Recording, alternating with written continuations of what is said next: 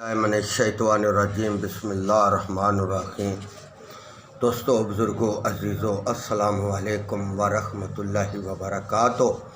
آج ہماری تقریر کا موضوع ہے توبہ تاخیر سے کرنی گناہ ہے۔ توبہ تاخیر سے کرنی گناہ ہے۔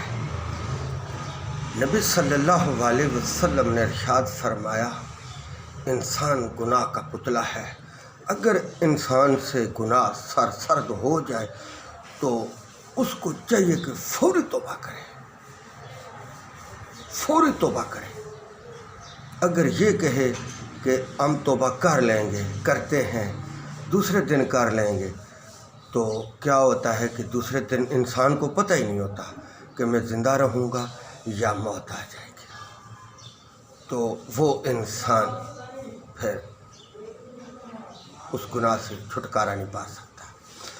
اگر توبہ اسی وقت کر لے، پہلی تو گل یہ ہے کہ انسان کو گناہ کرنا ہی نہیں چاہیے۔ گناہ وہ شخص کرتا ہے جس میں خدا کا خوف نہیں ہے۔ جس میں خدا کا خوف ہو وہ گناہ نہیں کرتا۔ تو انسان اگر گناہ کر بیٹھے تو اس کو چاہیے کہ فوری توبہ کرے، جلدی توبہ کرے۔ جب انسان سے کوئی گناہ سرزد ہو جائے تو اسے چاہیے کہ بلا تاخیر اپنے گناہ پر شرمندگی کا اظہار کرے، توبہ طیب کرے، دل میں اپنے آپ کو برا بھلا کے کہ یار میں نے یہ گناہ کر دیا، یہ مجھے نہیں سی کرنا چاہیے، گڑگڑا کے اللہ رب العزت سے معافی مانگنی چاہیے۔ توبہ ایک ایسا نظریہ اللہ رب العزت نے انسان کے لیے رکھا ہے جس کا شمار ہی نہیں ہے، جس کا اندازہ ہی نہیں انسان لا سکتا، اس کی سوچ ہی وہاں تک نہیں جاتی ہے۔ اور اللہ سے نہایت ہی عاجزی کے ساتھ اس کی بخشش کی التجا کرے۔ اگر وہ توبہ کو دوسرے وقت کے لیے مؤخر کر دے گا تو ہو سکتا ہے وہ دوسرے دن تک زندہ ہی نہ رہے، یا اسے توبہ کی توفیق ہی نہ ہو سکے۔ تو فوری توبہ کر لینی چاہیے کہ یا اللہ مجھے معاف کر۔ حضرت عبداللہ بن عباس رضی اللہ تعالی عنہ روایت کرتے ہیں کہ نبی صلی اللہ علیہ وسلم نے ارشاد فرمایا، وہ لوگ ہلاک ہوں گے جو یہ کہتے ہیں کہ ہم عن قریب توبہ کر لیں گے۔ جیسے کہ ہم لوگوں میں یہ شیوا ہو گیا ہے، گناہ کرنا اور اکڑ کے چلنا، گناہ کرنا اور اکڑ کے چلنا، شرمندگی کرنے کے بجائے تکبر کرنا۔ یہی وہ چیز ہے جو انسان کو ہلاک کر دیتی ہے۔ اسی لیے کہا ہے کہ تکبر سے بچو، غرور سے بچو، یہ دونوں چیزیں انسان کو ہلاک کر دیتی ہیں۔ پہلی قومیں جتنی بھی غرق ہوئی وہ تکبر اور غرور سے اور بلا وجہ نبیوں سے سوال کرتے تھے۔ اس چیز سے بچنا چاہیے، عاجزی، انکساری کرنی چاہیے، اللہ رب العزت سے توبہ طیب کرنی چاہیے کہ یا اللہ یہ مجھ سے ہو گیا، اور آئندہ نہ کرنے کی یقین دہانی کرانی چاہیے، کیونکہ وہ اپنی توبہ کی بنا اس بقا پر رکھ دیتا ہے جو ان کے اختیار میں نہیں ہو سکتا ہے۔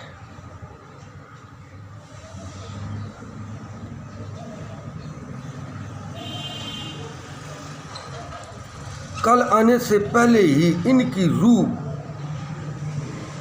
پرواز کر جائے، اور یہ بھی ہو سکتا ہے کہ وہ جس طرح آج توبہ نہیں کر سکے اور گناہ کا ارکاب کر بیٹھتے ہیں، اسی طرح وہ آئندہ بھی گناہ کا ارکاب کر بیٹھیں اور توبہ نہ کر سکے۔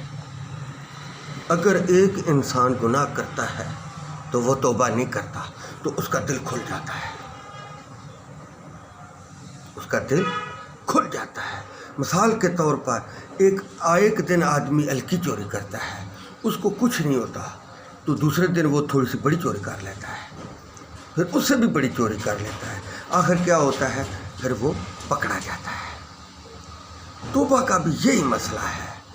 ایک گناہ انسان کرتا ہے تو اس کا توبہ اگر نہ کرے تو اس کا دل کھل جاتا ہے، مضبوط ہو جاتا ہے، پھر وہ گناہ پر گناہ، پھر توبہ کرنا وہ بھول جاتا ہے۔ اسی لیے کہ توبہ کرنی، ہر وقت توبہ کرنی۔ جو زیادہ استغفار کرے گا قیامت والے دن وہ اللہ کی رحمت کے سائے میں ہوگا، وہ اللہ کے لیے آج انکساری کی ہو۔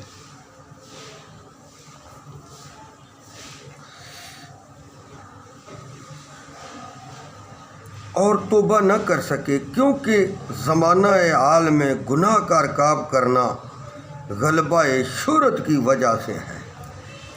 بعض لوگ جو گناہ کرتے ہیں وہ کہتے ہیں ہم بڑے طاقتور ہیں، ہمارا بڑا قبیلہ ہے، وارث مان نہ کر تو وارثاں دا، رب بے وارث کر کے مارتا ہی۔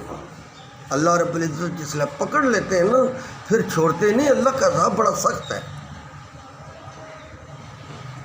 جو نبی صلی اللہ علیہ وسلم نے ہمیں توبہ کے بارے میں تفصیل سے بتایا، کھول کے بتایا کہ اللہ رب العزت سے معافی چاہو، ہر وقت معافی چاہو اللہ رب العزت سے، تو اللہ خوش ہو جاتے ہیں۔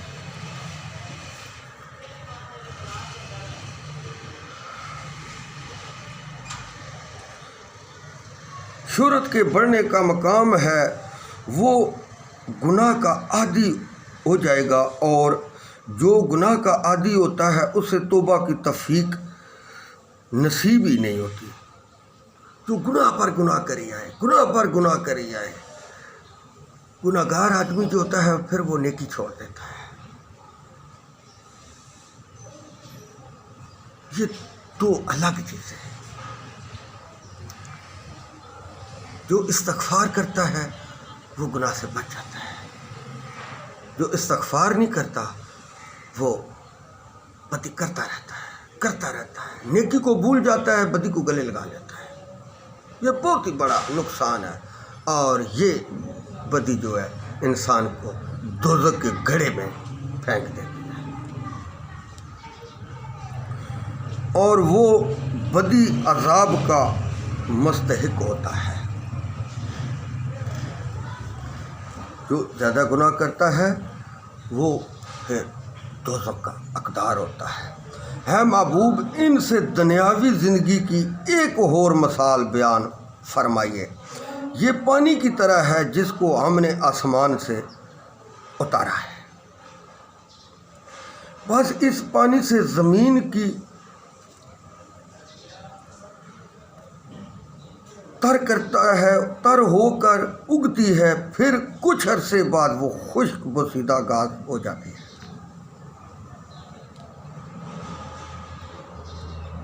اسے ہوائیں اڑائے پھرتی ہیں، اور اللہ تعالیٰ ہر چیز پر پوری طرح قدرت رکھنے والا ہے۔ اللہ ہر چیز پر قدرت رکھتا ہے۔ اللہ کے نظر سے کوئی چیز اوجھل نہیں ہے، اللہ کی نظر سے کوئی چیز اوجھل نہیں ہے۔ گناہ جو ہوتا ہے نا، گناہ جو انسان کی نیکیاں ہوتی ہیں ان کو کھا جاتا ہے۔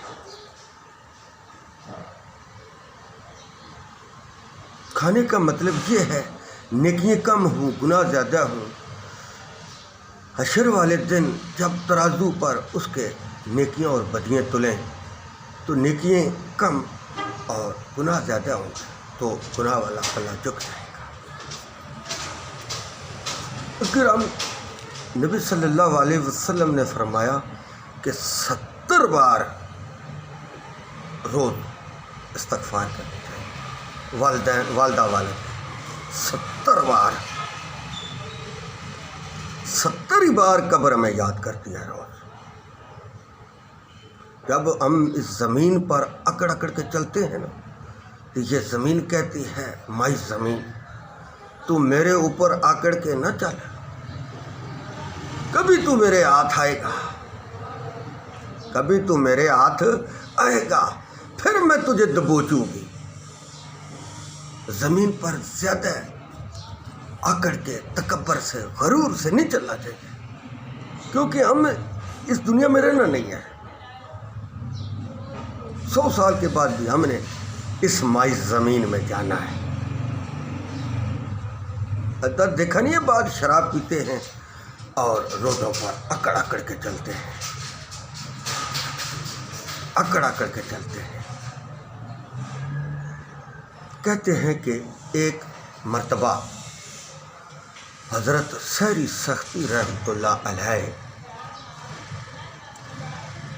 جا رہے تھے تو کیا دیکھتے ہیں کہ دنیا ادھر اکٹھی ہے، تو ایک آدمی نے شراب پی اور نالی میں گر گیا اور زبان سے اللہ اللہ کہہ رہا ہے۔ تو جب سحری سختی رحمۃ اللہ علیہ ان لوگوں کے پاس گئے اور پوچھا کہ کیا وجہ ہے، انہوں نے کہا حضرت ہمارے محلے میں یہ شرابی رہتا ہے، آج اس نے شراب پی ہے اور یہ بے ہوشی کی حالت میں گرا ہوا ہے اور یہ منہ سے اللہ اللہ ہے۔ تو سحری سختی رحمۃ اللہ علیہ نے کپڑا لیا اور اس کا منہ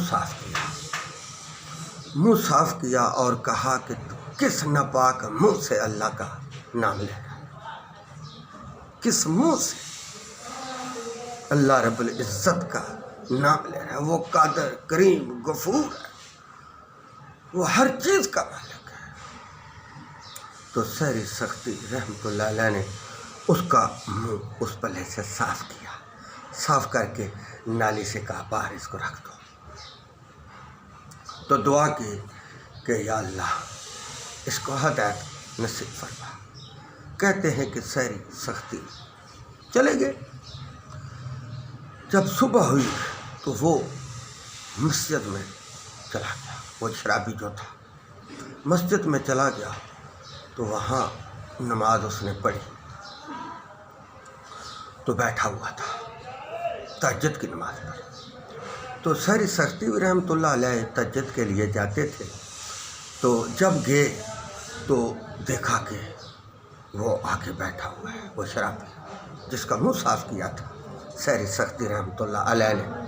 تو آواز آئی ہے سحری سختی، تو نے ہمارے لیے اس کا منہ صاف کیا تھا اور ہم نے تمہارے لیے اس کو ہدایت دی۔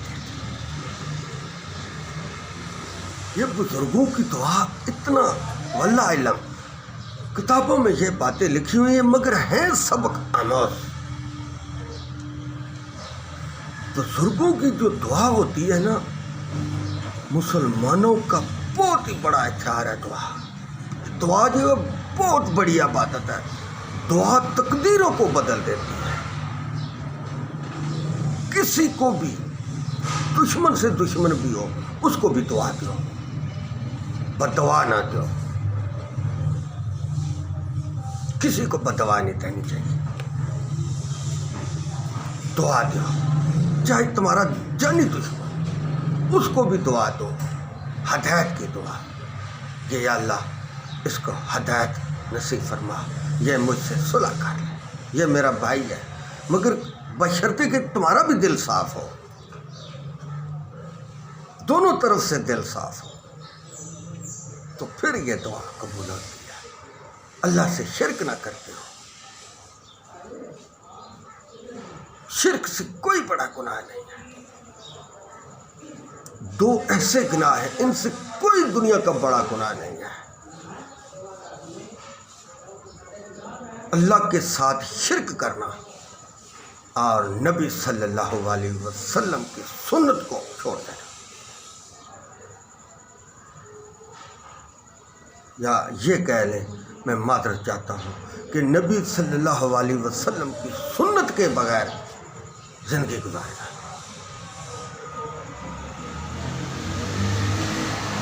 نبی صلی اللہ علیہ وسلم کی سنت کے بغیر زندگی گزارنا۔ یہ دو بہت بڑے گناہ ہیں.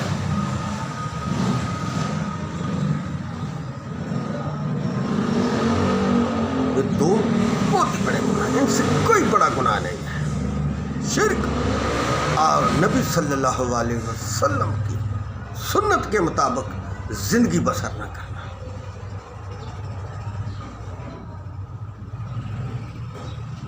یہ تو بہت بڑے گناہ ہیں.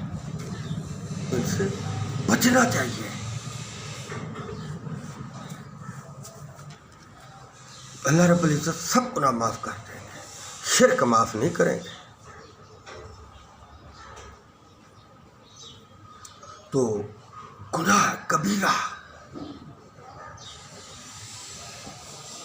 علماء نے اس کی بہت بڑی تفسیریں لکھی ہیں. یہاں ہم چند گناہ بیان کریں. اللہ کے ساتھ شرک کرنا، اللہ کے ساتھ شرک کرنا، لا الہ الا اللہ محمد رسول اللہ، اللہ کے ساتھ شرک کرنا، کیونکہ یہ انسان گوئی دیتا ہے کہ اللہ کے سوا کوئی بندگی کے لائق نہیں، اور محمد صلی اللہ علیہ وسلم اللہ کے بندے اور اللہ کے رسول ہیں. اے اللہ، میں تیرا حکم مانوں گا، تیرے نبی کا حکم مانوں گا، اور جس طرح نبی صلی اللہ علیہ وسلم نے بتایا، سکھایا کہ ایسے ایسے زندگی گزارو، ایسے ایسے رہو،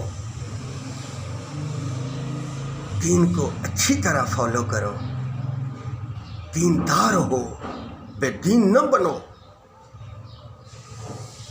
تو اللہ اور اللہ کے رسول کو انسان تسلیم کرے، مسلمان ہو جائے، مسلمانی دائرے کے اندر داخل ہو جائے، اور پھر من مانی کرے، یہ بڑا کبیرہ گناہ ہے. دوسرا، اللہ کے رسول کی بات کو نہ ماننا، یہ کفر ہے. کفر. اللہ اور اللہ کے رسول جس بات سے منع کرے، انسان منع نہ ہو، اس سے بڑا کوئی کفر نہیں ہے، اس سے بڑا کوئی شرک نہیں.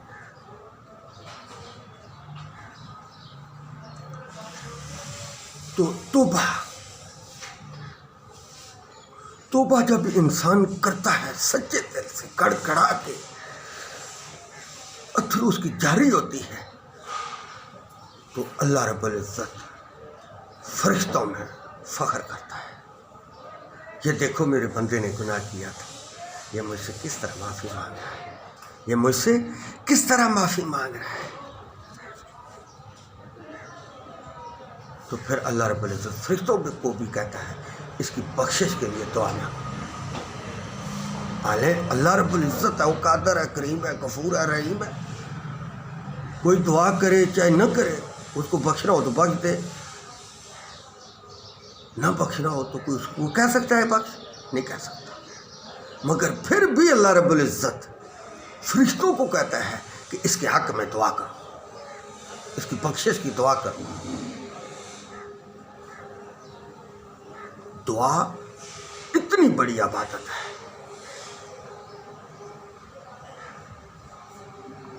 یہ وحدی دعا ہے جس کے نظریے ہم اللہ رب العزت سے زندگی، صحت، تندرستی، رزق، ہر چیز مانگتے ہیں، دعا کے نظریے مانگتے ہیں. مگر دعا کرنے کا ادب بھی ہو. یہ نہیں ہے کہ ادھر دعا مانگ رہے اور 3-4 محلے سنیں.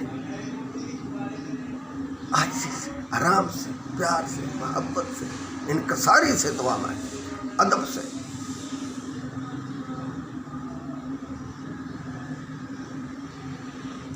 توبہ استغفار سب سے بڑی دعا ہے.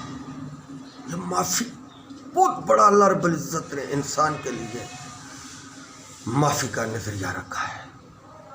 استغفار، استغفر اللہ، یہ بہت بڑا نظریہ ہے.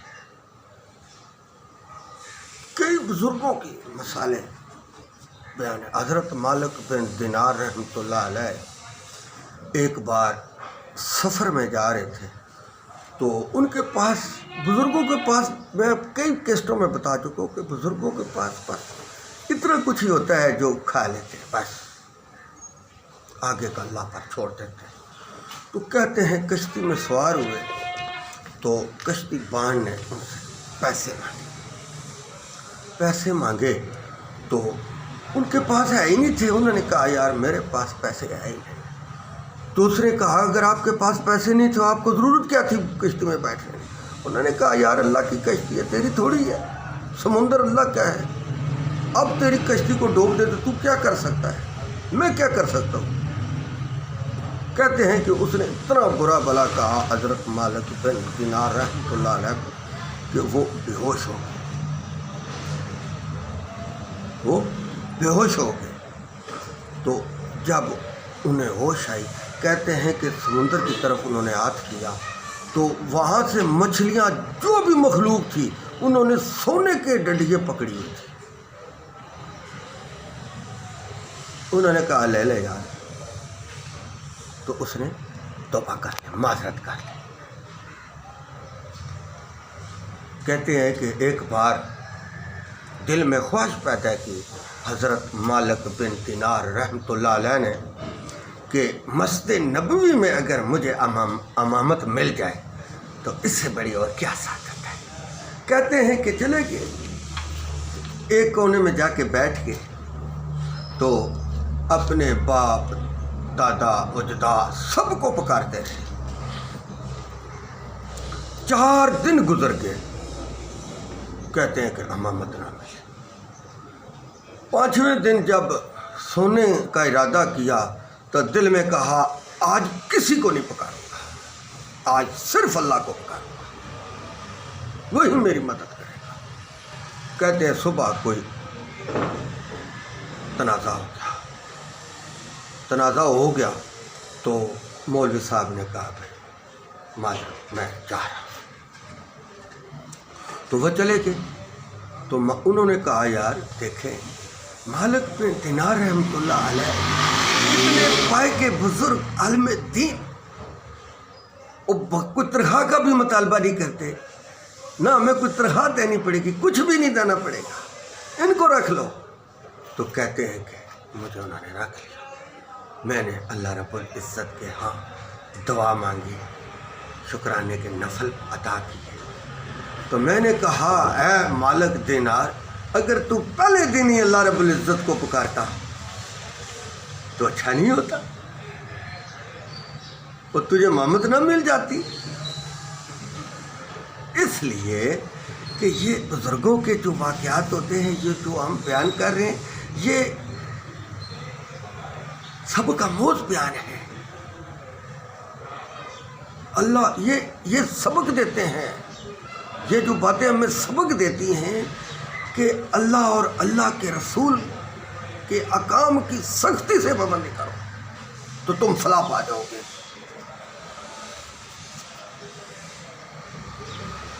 سر خم تسلیم کرو نبی صلی اللہ علیہ وسلم کے فرمانوں کو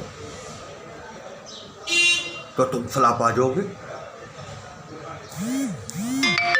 کہتے ہیں کہ ایک بادشاہ نے، یہاں ذکر تو توبہ کا ہو رہا تھا مگر کچھ چند باتیں ہم یہ بھی سبق آموز ہم بیان کر رہے ہیں۔ تو بادشاہ نے جو ہے نا بڑا مجبور کیا حضرت مالک بن دینار رحمۃ اللہ علیہ کہ آپ آئیں، میرے بادشاہ آئیں تو ہم ادھر آپ کی دعوت پکائیں گے۔ کہتے ہیں کہ وہ جیب میں سوکھی ہوئی روٹی رکھتے وہ کھاتے رہتے، یا بھوک لگتی کھا لیتے۔ آج ہماری طرح تو نہیں ہے نا، ہمارے بھی دیکھیں بکرے کے گوشت سے کڑھائی سے ہم کھاتے ہی نہیں ہیں، دال ساگ تو ہمیں اچھا ہی نہیں لگتا، باتیں تو ہم بڑے بڑے پہاڑ پڑھتے ہیں، لیکن کھانے میں ہم کولیے ہیں، کھانے کو کولی کام کو لولی۔ تو چلے گئے، انہوں نے کہا بادشاہ میں جدھر بیٹھوں مجھے تم نے کہنا ہے، مجھے کچھ تم نے کہنا ہے، جو میں کھاؤں تو مجھے کہنا ہے۔ اس نے یہ شرطیں منظور کر لی تو ولی اللہ جو ہے وہ چلے گئے۔ وہ سب اور کرسیوں پر بیٹھے تھے تو وہ نیچے ایک جگہ بیٹھے۔ بادشاہ بولنے لگا،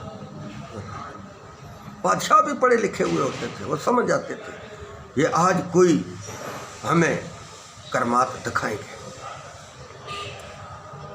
تو جب روٹی شروع ہوئی تو بادشاہ نے کہا حضرت آئیں، تو پھر خاموش ہو گیا۔ تو انہوں نے سوکھی روٹی کٹی اور کھائی۔ جب دنیا کھانا کھا رہی تو انہوں نے کہا کہ دنیا کو جمع کرو۔ دنیا اکٹھی ہوگی، ایک توا منگوایا اور سرخ ہوا تو اس کے اوپر کھڑے ہو۔ انہوں نے کہا تو اب ہوں بادشاہوں کی محفلوں میں بھی آنا شروع کر دیا، پیٹ کے لالچی ہے، تینوں ہوں بھوک پلتی جا رہی ہے، ہوں تو رج کی طرف زور کر رہا ہے، ہوں قدم تیرے رج کی طرف بڑھ رہے ہیں، شرم کر، تجھے اللہ نے اس لیے پیدا کیا، یہ نہیں ہے کہ کھانا نہ کھاؤ لیکن جائز طریقے سے کھاؤ، لوگوں کا بھی خیال کرو، یہ نہیں ہے خود 3-3 کلو مرغے پک رہے ہیں اور ساتھ والے بچے دیکھ رہے ہیں۔ یہ کیا دنیا ہے تیری مولا ہے؟ یہ بھی ہے، ایک طرف گھر میں جنازہ پڑا ہے اور دوسری طرف گانے بج رہے ہیں گوانڈ میں، ہمیں کوئی خیال ہوتا ہے؟ کوئی خیال نہیں ہوتا ہے، ہم ویسے باتیں کرتے ہیں، دل ہمارے اب صحیح نہیں رہے، دلوں میں میل آ گئی ہے۔ تو کہتے ہیں کہ جب حضرت مالک بن دینار رحمۃ اللہ علیہ نے اللہ رب العزت کے آگے کریا داری کی تو انہوں نے انگلیاں دے کے اپنے منہ میں سب کچھ باہر نکالا۔ لوگوں نے کہا یار یہ اللہ کا ولی ہے، اللہ کا بزرگ ہے، یہ اگر یہ باتیں کر رہے ہیں تو ہم کیا کر رہے ہیں؟ اس امیر کو اللہ رب العزت قیامت والے دن پکڑے گا، گردن سے پکڑے گا کہ تجھ کو میں نے مال دیا تھا اور تو کتنا کہ میری راہ میں خرچ کرتا اور میری مخلوق پر کتنا کوئی شفقت مہربانی کرتا رہا، کتنا غریبوں یتیموں کو دیتا رہا، وہی مال اس کی گردن پر رہے گا، سب بڑھیا رہے گا۔ جیسے آج کل ہم سب بڑھ کر دولت پر بیٹھے ہوئے، سب بھی بڑھ کر بیٹھے ہوئے ہیں، گیا سود کٹایا کھا لیا، سود کٹایا مہینے کے مہینے کھا لیا۔ اکثر میری بات سے تم لوگ اتفاق کرو گے، سودی کاروبار، سود کھانا حرام ہے، زکوٰۃ نہ دینا مال حرام ہے۔ تو یہ وہ چیزیں ہیں، آخر میں انسان کی آخر کیا ہوتا ہے، انسان کے ساتھ آخر کیا ہوتا ہے؟ آخر انسان کی موت ہوتی ہے اور اللہ رب العزت کی طرف لوٹ جاتا ہے، اور قیامت والے دن نبی صلی اللہ علیہ وسلم ہماری شفاعت فرمائیں گے، شفاعت کریں گے۔ اگر ہم نے کوئی دنیا میں اچھا کام کیا ہوگا تو ہماری شفاعت بھی ہوگی۔ جب ہم شرک میں یہ مبتلا رہے، ساری زندگی شرک میں ہی گزاری، تو ہماری کون سفارش کرے گا؟ اللہ کا نبی تو کہے گا میں نے تو تمہیں ہر چیز کھول کر بیان کر دی تھی. آگے سے تم ٹیڑھے ہو گئے ہو، آگے سے ہم ٹیڑھے ہو گئے. ہمیں تو نبی صلی اللہ علیہ وسلم ہر چیز کا بیان وضاحت سے فرما دیا، بتا دیا. آگے سے ہم خود ٹیڑھے ہوئے، خود تفرقوں میں بٹ گئے. یہ ہم نے خود کیا. نبی صلی اللہ علیہ وسلم اسی دین پر کر بند رہے اور یہی دین دنیا کو بتاتے رہے. صحابہ کرام بھی اسی دین پر کر بند رہے. تابعین، امام سب اسی پر رہے. آگے سے ہم ٹیڑھے آ گئے. ٹیڑھے کس وجہ سے ہوئے؟ لالچ میں آ گئے، خود غرضی میں آ گئے. غرض وچ آ کے انسان حضرت چھڑ دین اسلام دی راہ گیا. اور وہ لعنت شیطان مردود تے جڑا آدم وچ فتنے پا گیا.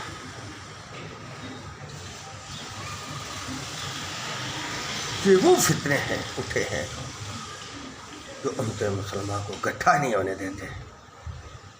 یہ ایسے فتنے ہیں. ہم نام اس لیے نہیں لے رہے بھائی جان کہ ہمارا جو موضوع ہے یہ موضوع ہے اتفاق والا. فتنہ جس جگہ بھی اٹھ جائے اس کو کلوز کرنے کے لیے بڑا وقت لگتا ہے.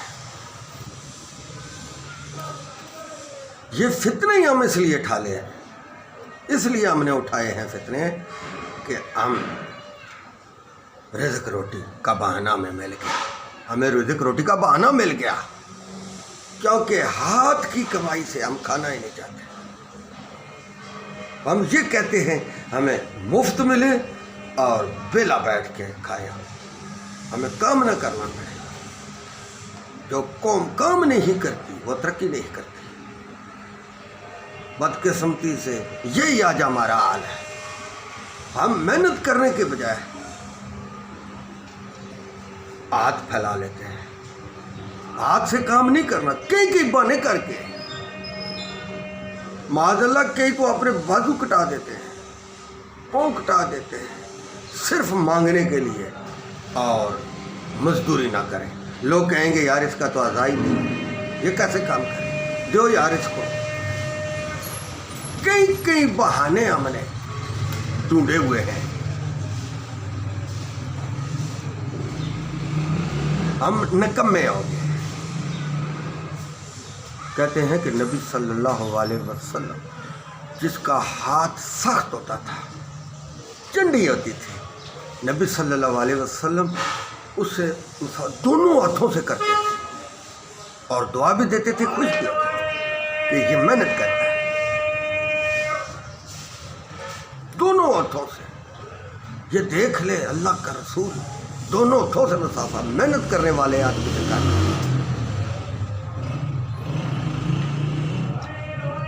یہ وہ باتیں ہیں بھائی جان جو ہم بیان کرتے ہیں. اگر کسی کی دل آزاری ہو تو مجھے معاف کرنا.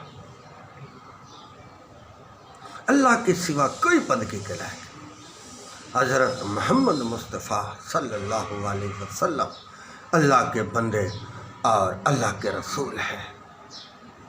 وہی راستہ جنت کا ہے جو راستہ ہمیں نبی صلی اللہ علیہ وسلم نے بتایا ہے.